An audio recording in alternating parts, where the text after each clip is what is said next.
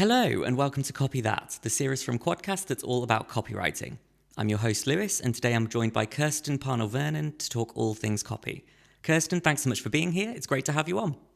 Thank you so much for asking me to be a part of this. I was really flattered and I've been really excited about it. I'm really excited about this as well. I came across you on LinkedIn and I thought, we're going to have such a fab conversation. So I'm very, very excited. So I just want to get started by asking the thing that I ask everybody first, which is, how did you get into copywriting? So I took a sort of long, circuitous, quite wibbly route into it. I studied linguistics at university and did a master's in forensic linguistics, and I thought I was going to go and do a PhD and I would just stay in academia and that would be my life. Did the master's and thought that's enough academia for me. I need to go out and do something else. And then, of course, couldn't get a job. It was 2012, not a great time to be very qualified, but underexperienced. I ended up temping, and Cancer Research UK have an office in Horsham, which is my hometown, near Gatwick. I was back living at home with my parents. Cancer Research UK have this office, and I don't know if it's still there actually, but it's the office that looks after their entire retail chain.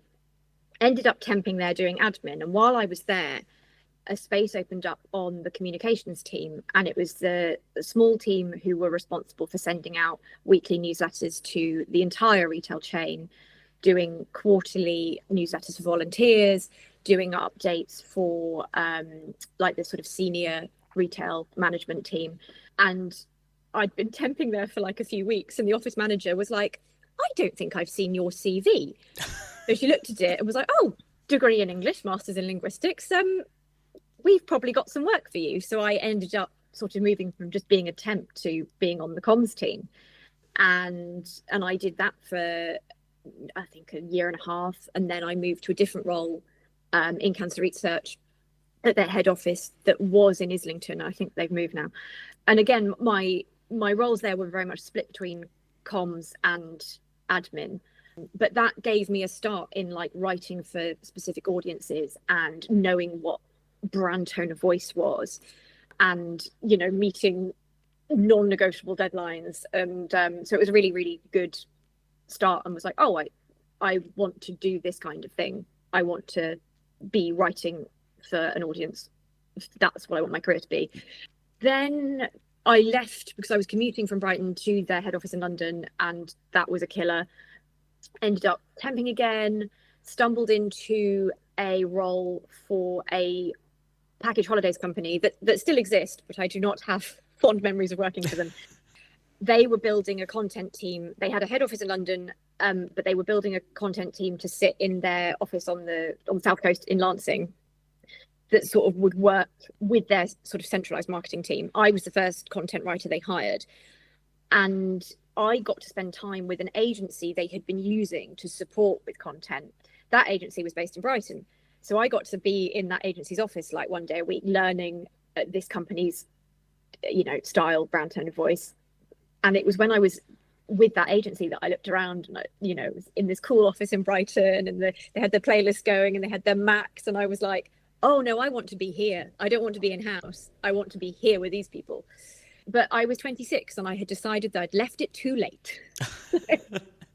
Which is really, I'm 35 now. The idea of feeling like you've left something too late at the age of 26 is absurd. So I stayed in like in-house content roles for a few more years, and then I ended up doing back in internal comms for a big corporate organization, and that was not for me. And it was while I was there that the job at Tiger came up, and I saw the job ad, and I was like, I can do all of these things. And then I saw the line that was like agency experience required, and I thought, I don't have that. I probably won't get it, but I applied anyway, had nothing to lose, and I got the job. And I've been at Tiger Marketing for nearly 3.5 years. We are a full service marketing agency. We help our clients roar louder, based in Worthing. And yeah, I'm challenged creatively every day. I get to write about loads of different things. We have a real mix of clients across all different industries. And it turns out I was absolutely right. I love agency life. We're an agency here as well, and I love Tiger Marketing having, the branding being help your clients roar louder. I love that sort of, because it's kind of kitschy without being over the top. Yes. I really like that. I really like that in an agency, in a business. And that's very deliberate. Our founder, managing director, head tiger, Lou, she has crafted the brand really deliberately. It's a very, like, the thing people say when they call up is, I looked at your website and I love it. The brand is so strong. And it's deliberate. We're a bit like Marmite in that you'll either love it or you'll bounce off it immediately. But that's fine. We want to work with people that love what we do for ourselves in terms of our own branding. And we want to work with people that want us to do a similar thing for them, like to really make them stand out. So yeah, it's and also our office is like, it's decorated in a jungle theme. We've got the Henry Rousseau painting, A Tropical Storm, with the tiger. We've got little tigers everywhere. We've got it, we call it the jungle. So we are living the brand as much as we can. I think it's always really important to have your offices as really branded to the high heavens. I mean, ours is, it's fantastic, and it reminds you of where you are and like what you're doing and why it is that you do what you do. It kind of makes you a little bit more enthusiastic about what the brand is, and I think it makes you do a better job.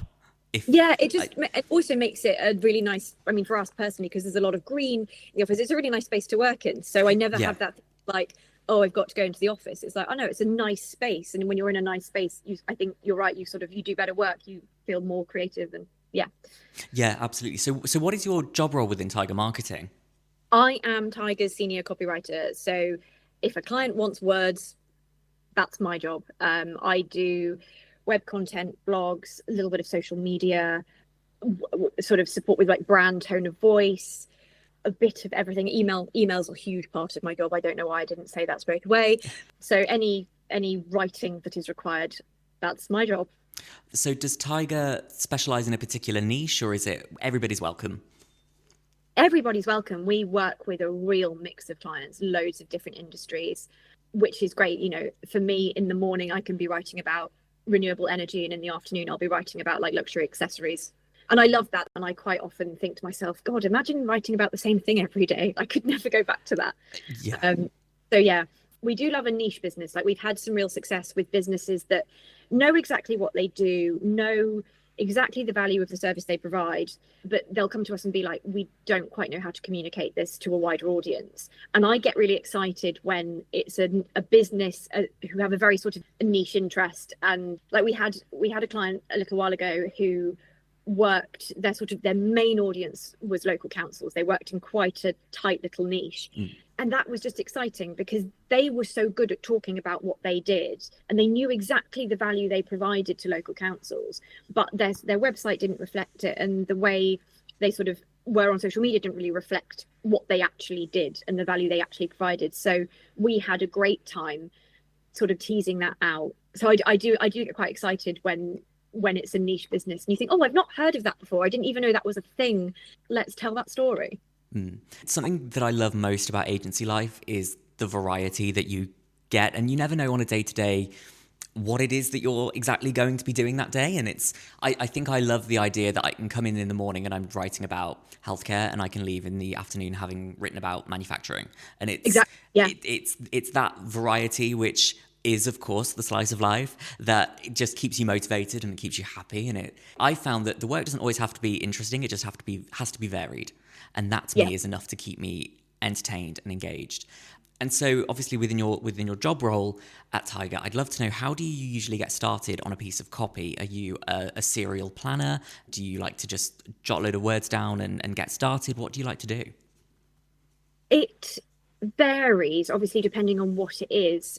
So one particular client I work with, I am doing their email marketing. So, and they have a weekly email and a monthly newsletter. So I'll do a lot of planning at the start of the month. So I know exactly what I'm going to be saying in each month. A lot of what we do is very SEO driven. So we've got a fantastic SEO manager, and I work quite closely with her. So I know I don't often have to start sort of with a completely blank page and no idea what I'm doing. But I do, even if I do know sort of, if I've got a plan and I do sort of know what I'm going into, I do love starting with like pen and notebook and just jotting things down. I really think that for me, writing stuff down with a pen on paper, the old-fashioned way, just fixes it in my brain better. So I do quite often like to just jot a few notes down before I start typing. So yes, I think there's not one. I don't really have a sort of process that's set in stone. It depends on the job, really. Yeah, it's really interesting to hear you say that, because I'm very similar in that it really depends on how much research does a project require, how much of it is more personality driven, how much of it is kind of more of an emotionally driven project. You know, what is the industry of the business that we're writing for? It really depends. I find that I plan and plan and plan, and I'll create like the perfect plan of action for exactly like, this is what the introductory paragraph is going to be like, this is what the closing paragraph is going to be like, and I'll fill in the blanks, and then I'll look at it and I'll go, oh, I've just spent half an hour on this and I've written 1,000 words, but now I need to actually write it. And that is when I kind of find myself getting like really bogged down, and I find that I can really, I don't know, almost shoot myself in the foot, because I'll write like the perfect outline and then I'll go, it's perfect. Oh no, now I need to do it. Yes. And that's something I really need to get my head around. And I think doing this series and interviewing copywriters has really made me go, let me kind of reevaluate my way of doing things, because it's almost, this is a great learning opportunity for me as well, to be able to go, oh no, people do things this way, so let me, you know, steal ideas from fellow copywriters. The way we work as an agency, we have sort of a 4-step process, and the first part of that we call our housekeeping phase, where we do a lot of getting to know the client, their industry, their competitors, and that's when we do our kind of, we just do a lot of talking to them, listening to what they say, listening to what they're not saying. So by the time I'm approaching content, I've got quite a lot of resources already to draw on. So research is a huge part of it, but again, it's very rare that I'm sort of going in blind, as it were. I do find when I sort of take a step back and I sit there with my notebook and my pen, that's when I find it easiest to kind of, like you say, kind of tap into the emotional. If there's an emotional angle required, then that I find that for some reason it comes easier when I've got a pen in my hand rather than being in front of a screen. I think it's almost like every agency will have its kind of set way of doing things, and then it's, you know, how can you make sure that you can make the client happiest, and how can you make sure that you're kind of also feeling as creatively fulfilled as you possibly can. Yeah. And so I wonder, do you struggle to kind of make sure that you're feeling creatively fulfilled as well as making sure that the client is happy, or are you kind of more, as long as the client's happy, I'm happy? I am very driven by like external praise and validation. So if the client's happy, nothing is better than that. That's all I really want. I want my boss to be happy and I want the client to be happy. That's a big sort of motivator for me. You know, as we've discussed, sometimes you're writing about something like healthcare and it might not be like the most creatively fulfilling thing, but I do see it as my job to be interested in whatever crosses my desk, even if like healthcare, waste management, things like these are things I've written about. They're not the sort of most glamorous subjects, but it's my job as a copywriter to be interested in those things because there is an audience there that is interested in them. So I worry less about feeling creatively fulfilled because, you know, outside of work, my writing doesn't stop. Like I'm trying to finish a novel, which I've been trying to finish for 5 years. I have a Substack that I try and put out, but I've been very lazy with it. So I have enough ideas in my head for what I do outside of work. And when I'm inside work, I just want to do a good job for the client. And nothing is nicer than when a client comes back to you and says, oh, you've nailed it. Like that's the dream. Yeah, that's the ultimate is, this morning I had some client feedback come in this morning that was just like, yes, this is perfect. It's good to go live. And I just thought, that was on one draft. And I was just it was like a personal, like, you know, fist pumping moment of just like, yes, I've done it. Like I've done a good job. And it just, I don't think anything really beats that sort of external validation of like, I know I've done a good job here and they also think it as well. Like, yes, it's a job well done. That it just makes me really happy. It should make everybody really happy as well. So, so obviously within agency life, I think me and you will both be able to relate to this, that things can get incredibly busy very quickly. And I'd love to know how you manage deadlines and workload in those times when things do get incredibly hectic. I mean, we use all the sort of normal tools you would expect. We use like project management software. I'm a great list maker. I'm always reordering my priority list. It's just the nature of agency life, as you say. I thrive on pressure, to be honest. When I was younger, when I was small, I was always writing stories, and my parents were like, oh, she could be a novelist, but they don't make any money. Or she could be a journalist, but I don't think she's got quite the right personality for a journalist. I think I would have made a very good journalist because I'm so good with a hard deadline. I love a deadline. So I like the adrenaline of, we've got loads of things due that need to be done today. Mm-hmm. Get it done. I really quite enjoy that. I think also it cuts out the faffing because you don't have time to faff. It's very easy to, if you're doing research or sort of trying to find inspiration, it's really easy to get sidetracked and go down an internet rabbit hole. But I love it when you don't have time and you've just got to get the words on the page. I find that genuinely quite exhilarating. I like to treat everything like it's urgent, and I like to almost treat everything like it's do or die. Like if I don't get this, someone's gonna like run me over. It's like it's like not in a way where I'm like building so much pressure that I give myself a headache, but just where it's like this just needs to get done. It needs to get done well, and it needs to get done fast. And I know there's that old adage of like, do you want it done fast or do you want it done well? But I'm like, you can do both. Like you can do it well and fast. And I like to work in that sort of way where I just go, let me just bang it out. Let me make sure I'm happy with it, even if it's just the first draft. And then it can be reviewed, and then we can make changes after that. But it's working with that, like, let me put the pressure on myself to just do it. I find that I can be I'm quite a type A person as it is. Like I love to list things. Everything has to be organized. Everything has to look kind of pristine, because to me, it's like representative of the business as well as myself as a writer. And I want to make sure that the client knows that they can put their trust in me and know that the quality, like I want the quality to matter to them, and I know it matters to them, but it also matters greatly to me. Yes.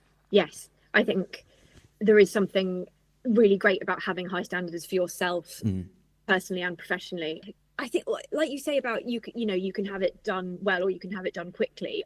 Again, I think it's our job to deliver both, like as much as we possibly can. So yes, I don't mind a sort of collision of deadlines where everything needs to be done now.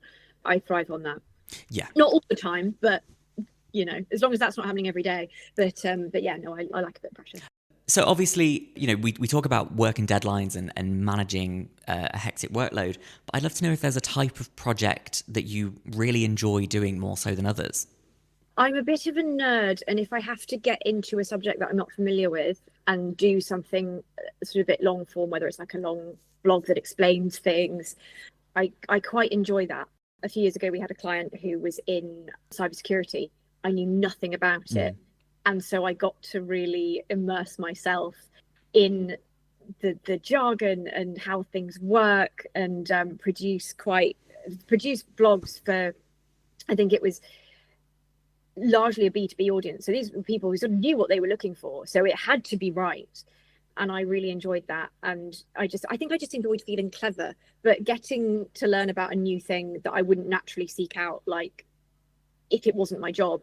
I do enjoy that.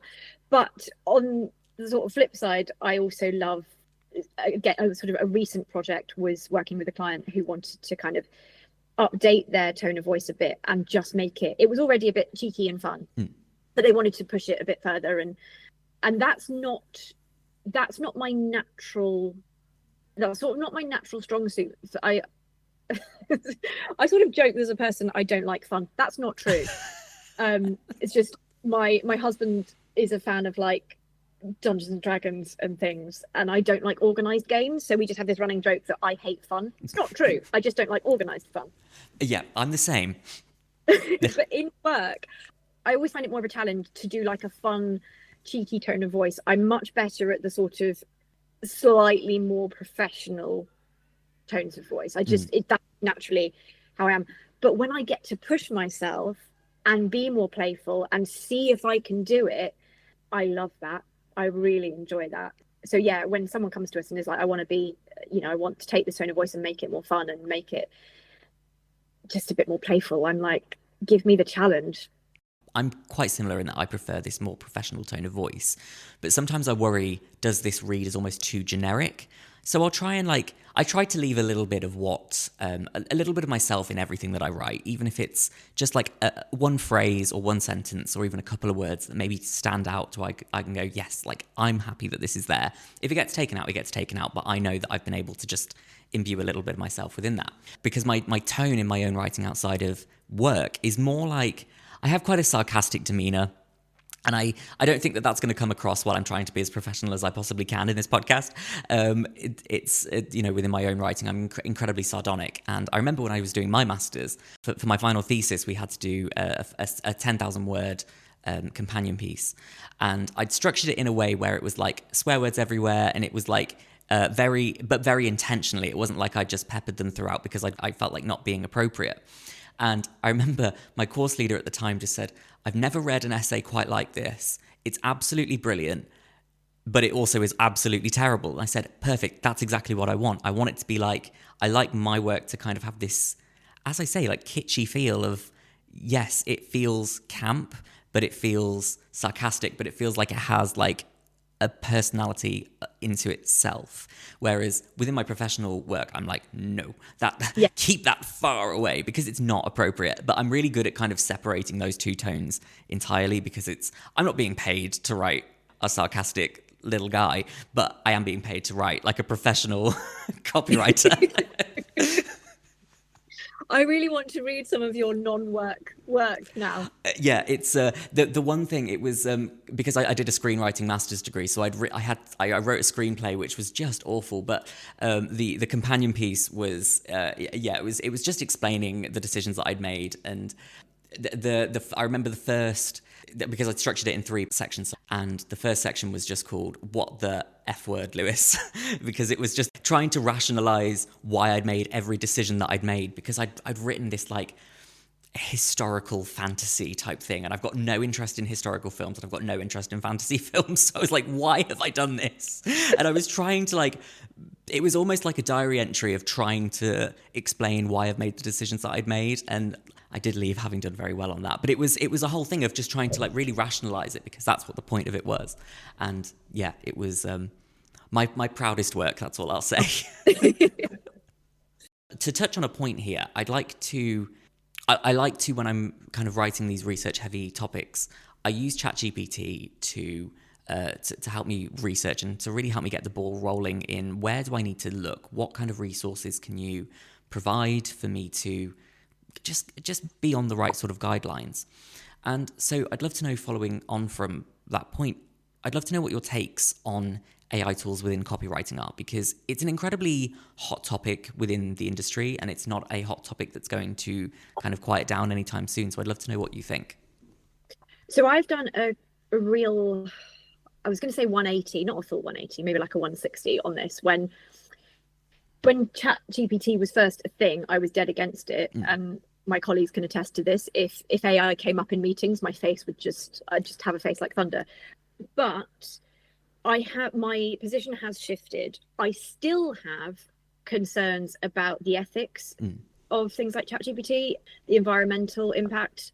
I still have reservations about that. And obviously the issue of training data and, writers' work being used to train LLMs without their consent, basically having work stolen. I have all these ethical concerns. And it is hard to put them aside. But on using AI in my role, I have had to shift position, because we know other agencies are using AI and doing really innovative things with it. I also know that sort of AI has eaten into the job market in the industry that we're in.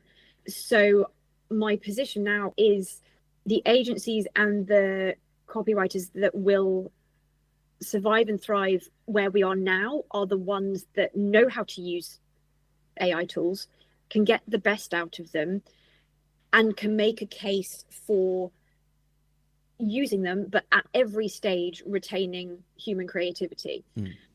There's a copywriter and AI trainer called Kerry Harrison, and she writes she has a Substack. I think it's called Minds and Machines, but she does AI training for copywriters and has a lot of really smart, insightful things to say about it. And she has this thing called the AI sandwich, which is basically it's her model for using AI, which is you have your human research and creativity at the top, you get your AI results, that's the middle of the sandwich, and then you bring your human back in to finesse and craft and shape whatever the AI has given you. So I love that idea. I think a lot of people that are using AI in our industry are probably doing that naturally anyway. I also read recently a very good interview with the head of copy at Bloom and Wild.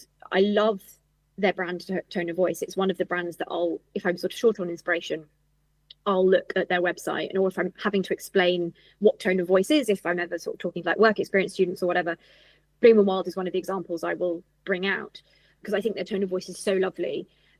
And there was an interview, I think it was on someone's Substack, with their head of copy, and she was talking about using AI as like a sort of support, a sort of like writing partner, but just using it as a tool. Nothing is really, really important that we're not taking AI outputs and just giving it to clients wholesale, because we know that they hallucinate. It's wrong. It's not brilliantly written. I personally, this is going to sound mad, but I think of Matt Hancock when I think of my use. Go with me. During the pandemic, he was caught breaking rules. I think he was caught breaking like COVID distancing rules. Yes. And he said something like, I only broke them in a specific and limited way. And that phrase is lodged in my head. And that is how I use ChatGPT sometimes. I think Claude is probably the best one I found for actual, for a copywriter. I think Claude has sort of more writerly features. So I sort of see my AI use as using it in a specific and limited way. It can be helpful. It can cut down time. It's good for a blog plan that, as you say, kind of gives you a kind of roadmap of where to go and what to research. But, you know, if I ask it for a blog plan or even a rough draft, because it's an industry that I am not super familiar with and I don't have endless hours to do the research, I'm going through that draft with a fine-tooth comb and editing really closely and crafting it so it sounds like I've written it and it sounds like it's going to come from the client. You know, it's I think they are, at the moment, they are good tools for sort of saving time and being used for specific in a specific and limited way. That's a very long answer, and I know there are people that are dead against AI, and frankly I respect that. If you're an agency who are making a virtue of not touching AI, amazing, like that's great. There's a place for it, for sort of all of these perspectives, but right now I do think it's probably best to kind of know what you're dealing with, to know the enemy, if that's what you feel it is. Someone recently told me that they viewed that being a copywriter and using ChatGPT was like sleeping with the enemy.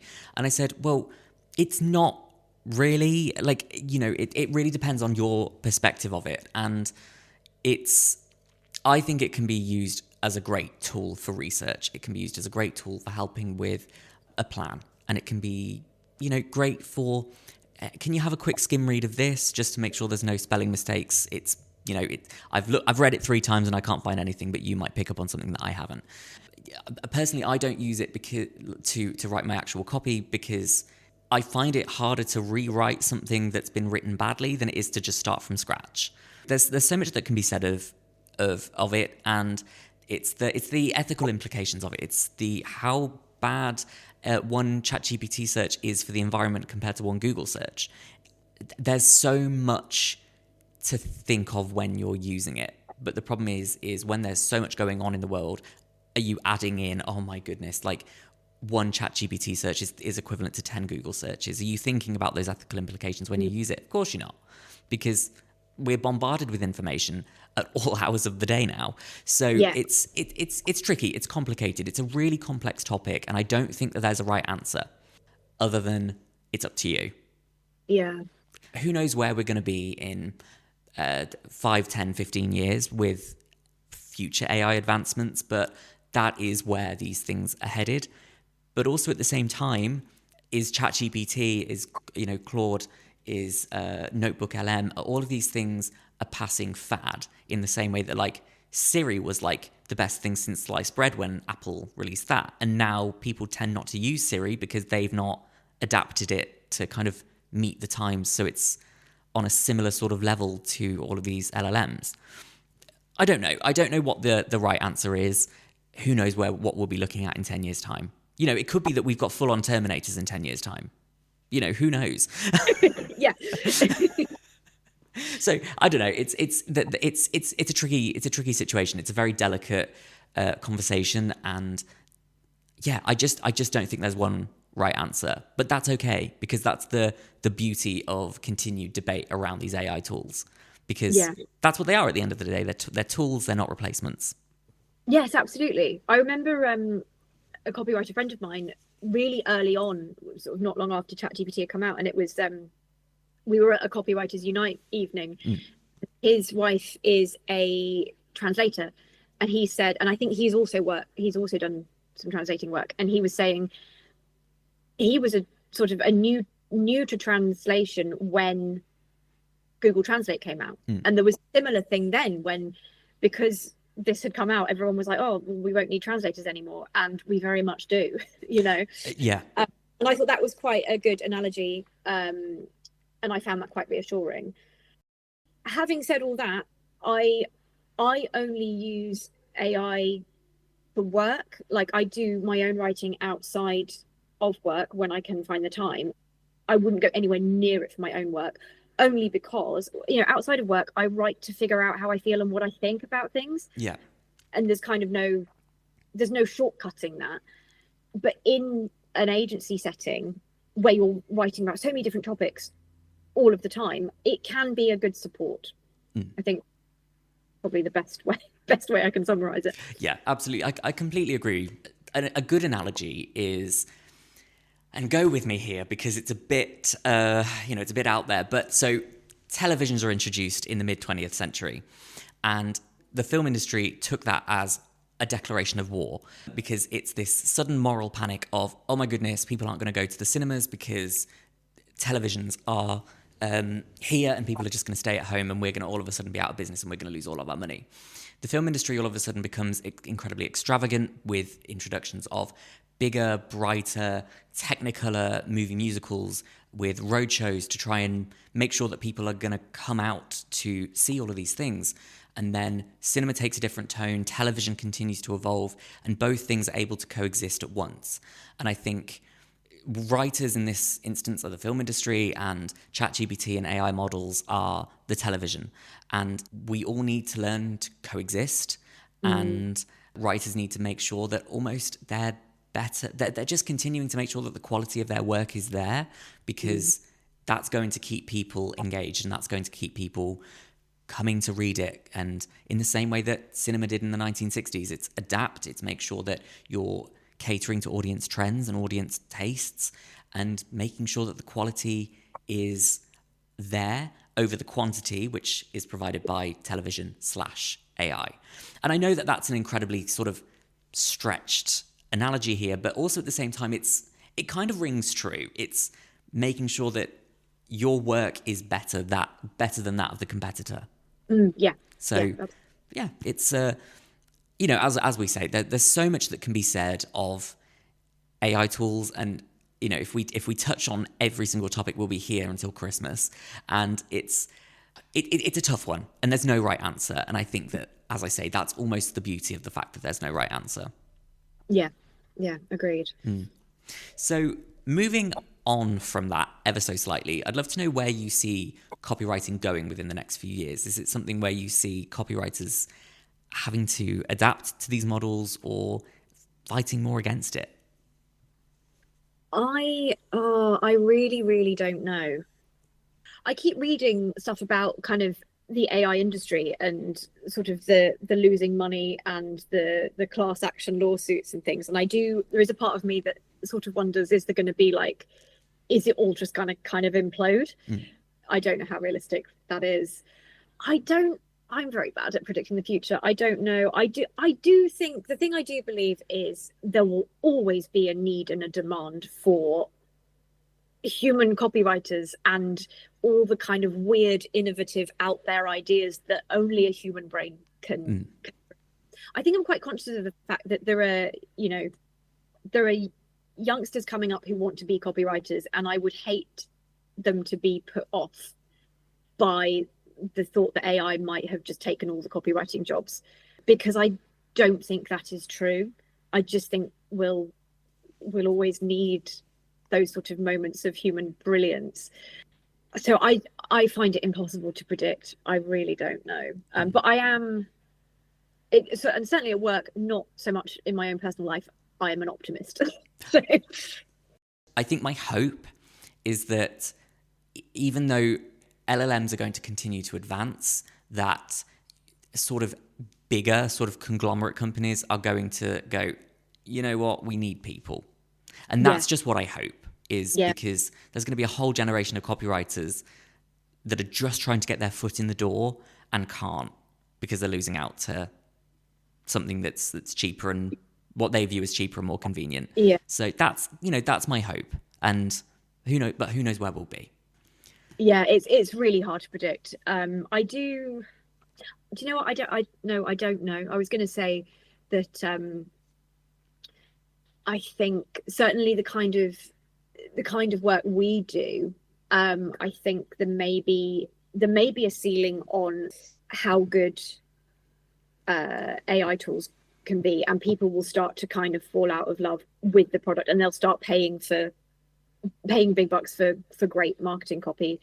But then, as you say, these things might well continue to advance.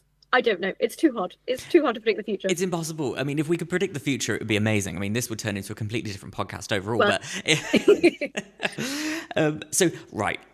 We'll park the AI conversation for there, and I'd love to move on to some, less work-related things now as we start to wrap up. So I'd love to know, is there a writer that you particularly admire? And it could be anybody from an author to a songwriter to a screenwriter, anybody. So I came very late in life to Martin Amis. And if my friends listen to this, they will all be rolling their eyes, because the last 2 years I've read a lot of Martin Amis, and I won't shut up about him.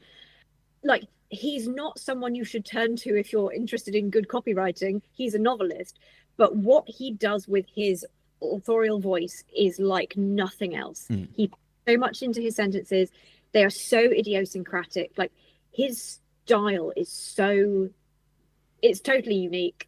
When I read a Martin Amis novel and put it down, I actively miss the voice. He also had a horror of cliche, and I think there's a collection of his non-fiction that is literally called The War Against Cliche. So if there's one thing you can take from Martin Amis, it's don't go anywhere near cliches. Come up with a more specific way, like push yourself with your use of language. But just his voice, I just think it's masterful. So he's a writer that I just find endlessly inspiring, even if what he does is not directly applicable to what I do. I didn't come across Martin Amis until the film The Zone of Interest came out a few years ago. And I mean, obviously, I mean, it's incredibly harsh subject matter, and it's not a fun watch, but it was an absolutely incredible film. So I sought the book out, and then I read the book, and I was like, whoa, like, I loved the film, but this is like on a whole nother level of what I thought this could be. I've not read the book. I saw the film. I thought the film was incredible. I've really only read what I would say his sort of slightly lighter hearted books, like the Rachel Papers, The Information, Money. I say lighthearted. They're full of terrible people doing terrible things, but also very entertaining. So I probably should read The Zone of Interest, because I feel that would be quite a different reading experience. It was very different. I think it's very different than the film. It's a lot more linear. I mean, the film is directed by Jonathan Glazer, who is, I mean, he is out there. If anyone's never seen Under the Skin, go and see Under the Skin that Jonathan Glazer. It was a 2013 film with Scarlett Johansson. It is out there, but he's incredibly cerebral, but the book isn't, and it's a lot more clear cut. But I think it's almost more emotional because it's more clear cut, and it's incredible. It's a very stark novel. It's really it's harrowing. I think that's the only word that can be described for either of the projects is harrowing. But it's a very different experience. But I think I prefer the book than the film. So I'd recommend their zone of interest for anybody looking to be incredibly depressed. So I'd love to know, has there been a compliment that you've received about your writing, and it could be professional or it could be personal, that's really stuck with you? There's a few very precious ones, and I will always, like, if I will screenshot them or store them in my brain. Years ago, I was in a job that I was writing about kitchen interiors, and it wasn't super creatively fulfilling, and I probably could have done a lot better in that role than I actually did. But I drafted the idea was to do something about sort of targeting specific customer personas and kind of writing little pieces for the sort of the personas they'd identified, and I drafted 4 little sort of almost like little customer stories. And the managing director at the time sent me an email saying, "It is rare to see a piece of copy so good at first draft stage." Oh, right? Yeah, I printed that email out and pinned it in my, like, above my desk for months. I think I would. I mean, that would, like, I'd ascend. I think I'd levitate if someone said that to me. It was just lovely. It was yeah. So that one's made a deep impression, because that was probably like 6-7 years ago. But there was another sort of more recent, actually. It was going back to what I said about a client who wanted to kind of push their tone of voice and make it more fun and a bit more playful, and they came back and said, "Oh, something like, oh, you've nailed it, like, this is exactly what I wanted." And that was nice. But I think because that tone of voice isn't as I said, it's not really my strongest suit. So it's nice to get good feedback on something that you didn't think you could do brilliantly well, and then, oh, actually I can. But yes, rare to see a piece of copy this good at first draft. That'll stay with me forever. That would stay with me. Congratulations on that fantastic piece of congratulations on that compliment and that piece of copy. That's amazing. I mean, that would stay with me for life. So so I'd love to know, so I like to listen to a lot of music while I write, and it depends on the kind of mood that I'm in. But this morning I've been listening, as I was prepping for this podcast and then just doing a couple of other bits, I was listening to Barbra Streisand. So, I'd love to know, have you got any recommendations for things to listen to while you write, a particular artist, an audiobook, a genre, anything? So what should we be listening to? So I can't really listen to things with lyrics or much in the way of vocals when I write. I sort of just find if there's another stream of words in the room, it feels like it clouds my brain. So if I'm working from home, I quite often just have classical music on. But there is one album, and it is the Tron Legacy soundtrack by Daft Punk. Fantastic. I have never seen the film. I don't think I've ever listened to anything else by Daft Punk, but that soundtrack is really great for just getting in the zone. That, I think, is one of the best soundtracks of all time. It's legitimately fantastic. And so I'm really excited because there's a new Tron film coming out in a few, I think it's at some point this year, and 9 Inch Nails have done the soundtrack for it. Oh wow! So I'm like, oh my god, this is going to be insane. But because the guys the 9 Inch Nails guys do like a lot of other film scores, but this is one of the first ones that they've ever done where they're billing themselves as 9 Inch Nails instead of Reznor and Ross. So it's like, I'm so excited about it. It's going to be, yeah. What's the David Lynch film where 9 Inch Nails do quite a lot of the soundtrack? Lost Highway. Oh yes, yeah. There's some great songs on that by like other artists. So I have that soundtrack, but I never listened to the sort of the 9 Inch Nails stuff on there, and I probably should. But yeah, no, you just reminded me there. I love I like an electronic sort of a soundtrack to a film. So another one that I listen to a lot is the film Challengers that came out last year, and it's got Zendaya in it. It's all about tennis players, and they did the so Trent Reznor, Atticus Ross's soundtrack for Challengers is what I like to listen to a lot. I listen to it while I run, and I listen to it while I write. It's an interesting sort of soundtrack to listen to, but it's great. It's really good. So I'm gonna have to. Yeah, so there you go. Tron Legacy and Challengers. Yeah, perfect. So Kirsten, I so appreciate you taking the time to join us today. This has been so fun, and this has been absolutely amazing for me, and I hope it has been for you as well. But I'd just love to know, for the last question, where can people find you, where can people find your work, and where can people find Tiger Marketing online? So Tiger Marketing, you'll find us at tigermarketing.co.uk. My own Substack, which I don't update very often because I've had quite a busy year. I got married, trying to buy a house. It's all been a bit much. But my Substack is called Notes from In Between Girl. And that's pretty much it, I think. Fantastic. Well, once again, I really, really appreciate you taking the time to join us. And thanks everybody for listening. And we will catch you next time.